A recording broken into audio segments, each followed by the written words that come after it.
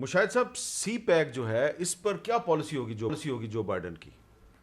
دیکھیں جی، میں کل سن رہا تھا ان کی سی این این میں ہیئرنگ ہو رہی تھی.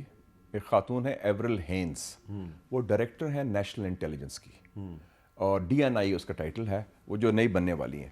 اس کے تحت 16 انٹیلیجنس ایجنسیز ہوتی ہیں، جیسے ہمارا بھی جوائنٹ انٹیلیجنس کمیٹی اب بن گئی ہے.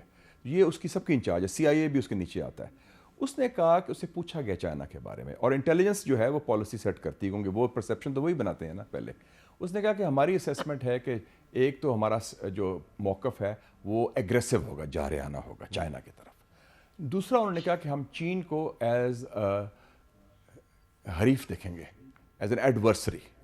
سو وہ کلیئر ہے، لیکن جو لب و لہجہ ہے وہ مختلف ہوگا. وہ پومپیو نے جس طرح کیا نا کمیونسٹ پارٹی آف چائنا اور نظریاتی اٹیک، لیکن اس وقت امریکہ کوشش کرے گا تعلقات پہلے سنبھل جائیں چائنا کے ساتھ. چائنا بہت بڑا، چائنا نے اس گیپ میں پچھلے 4 مہینے میں بہت بڑی اچیومنٹس کی ہیں. وہ ریجنل کوآپریٹو جو ایگریمنٹ کیا ہے انہوں نے ایشیا کے ممالک کے ساتھ، 14 ایشین ممالک نے اپنا ٹریڈنگ بلاک بنا لیا ہے. پھر کو انہوں نے انویسٹمنٹ ٹریٹی یورپین یونین کے ساتھ کر دی ہے، یورپ کو یعنی کہ امریکہ سے علیحدہ کر دیا ہے.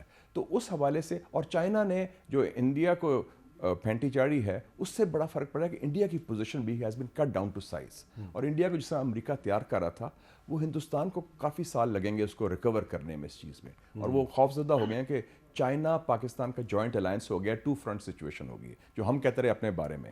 تو وہ اس حوالے سے چین نے اپنی پوزیشن مستحکم کی ہے، تو وہ بہت آگے نہیں جا سکتے اب سی پیک کو روکنے کے لیے. انہوں نے ایک ادارہ بنا لیا ہے، اس کا نام ہے IDFC، international development finance corporation. یہ ٹرمپ کے زمانے میں بنا تھا. $60 ارب اس کے ہیں. وہ کاپی کیٹ ہے بیلٹ اینڈ روڈ کا، لیکن وہ نقل مارنے میں بھی عقل چاہیے، تو وہ ابھی تک پیسہ انہوں نے خرچ نہیں کیا. تو میرے خیال میں سی پیک کی مخالفت نہیں کریں گے، لیکن وہ کوشش کریں گے کہ چائنا کے خلاف جو ڈیمیج کر سکیں تھرو انڈیا. لیکن ایک یاد رکھیں کہ پاکستانی سسٹم میں اتنی جان ہے. یہ میں 63 سے بات کر رہا ہوں، فیلڈ مارشل ایوب خان ہوں یا ذوالفقار علی بھٹو ہوں یا اور بھی کوئی ہو فوجی جمہوری لیڈر، وہ ہمارے لیے چائنا کی ریلیشن شپ پچھلے 60 سالوں سے ریڈ لائن ہے، اور اس میں ہم کمپرومائز نہیں کرنے کو تیار. اور اب چونکہ جو مودی نے گن ڈالا ہے، وہ ریلیشن شپ اور مستحکم ہو گئی. اور آخری بات میں چائنا کے بارے میں کر لوں. آخری 2 مہینے میں 2020 میں 2 امپورٹنٹ ڈیولپمنٹ ہوئی. چین کا ڈیفنس منسٹر ادھر آیا، پہلے نیپال گیا پھر پاکستان آیا، اور MOU سائن کیا GHQ کے ساتھ. اور اس کے علاوہ اور بھی کافی کوآرڈینیشن تھی. اور اس کے علاوہ آخری گفتگو پاکستان کے وزیر خارجہ کی 31 دسمبر 2020 کو آخری دن کس کے ساتھ ہوئی؟ چائنیز وزیر خارجہ وانگ یی کے ساتھ. اور چینی وزیر خارجہ نے کیا کہا، میں ریپیٹ کر لیتا ہوں: no matter how things change in the region and the world, جو مرضی تبدیلی دنیا میں آئے یا اس خطے میں آئے، China will remain state fast and up holding Pakistan کی سالمیت، پاکستان کی آزادی اور پاکستان کی وقار کو ہم اس کا پاسداری کریں گے. فواد صاحب، اگر جو بائیڈن جو ہیں وہ انہوں نے IDFC بنا لی ہے اور وہ سی پیک کے مقابلے پہ ایک ان کا اپنا بھی ایک پروجیکٹ شروع ہو گیا، تو کیا آپ کو نہیں لگتا کہ وہ پاکستان اور چائنا کا جو الائنس ہے، جو فرینڈ شپ ہے، اس میں ڈینٹ ڈالنے کی کوشش کریں گے؟ اچھا دیکھیے، پہلی بات تو یہ ہے کہ جو اس وقت امریکہ کا اور چین کا ریلیشن شپ ہے، اس میں جو بنیادی خرابی ہے وہ ٹیکنالوجی سپریمیسی کے اوپر ہے. امریکہ چین سے کوئی $360 بلین کی جو چیزیں ہیں وہ برآمد کر رہا ہے، جو زیادہ تر ان میں ٹیکنالوجی کی چیزیں ہیں. آپ کو پتہ ہے آئی فون بھی جو ہیں وہ بنتے چائنا میں ہیں. کوئی جو امریکی پروڈکٹ آپ اٹھا کے دیکھیں گے آپ کو پتہ چلے گا اس کی مینوفیکچرنگ چائنا میں ہے. تو ایک تو پرابلم یہ آ رہا تھا ان کو کہ جو چائنا کی ایک ٹیکنالوجی میں اب جو 5G کی جو ایک ساری ایک گیم ہے، جو ایک اتنا ہی بڑا ایک ریولوشن ہوگا جتنا انٹرنیٹ اتنا خود ہے، وہ ہواوے لے کے آ رہا ہے جو چائنیز کمپنی ہے. سو جو پرابلم یہ آ رہا ہے کہ چائنا اور امریکہ کی فوری طور کے اوپر ان معاملات میں کوئی بڑی قربت جو ہے وہ نہیں ہوتی. لیکن ابھی بائیڈن صاحب نے اناؤنس کیا ہے کہ وہ $300 بلین چائنا امریکہ کی جو ٹیک انڈسٹری ہے اس میں انویسٹ کرنے جا رہے ہیں. اور اس سے پہلے چائنا نے اس گیپ سے کافی فائدہ اٹھایا ہے. اب یہ پہلوانوں کی لڑائی ہے. پہلی بات تو یہ ہے کہ ہمیں اس میں کوئی آپ پارٹی نہ سمجھیں، یہ بڑے پہلوانوں کی لڑائی ہے. وہ 300 بلین ڈالر ڈال رہے ہیں.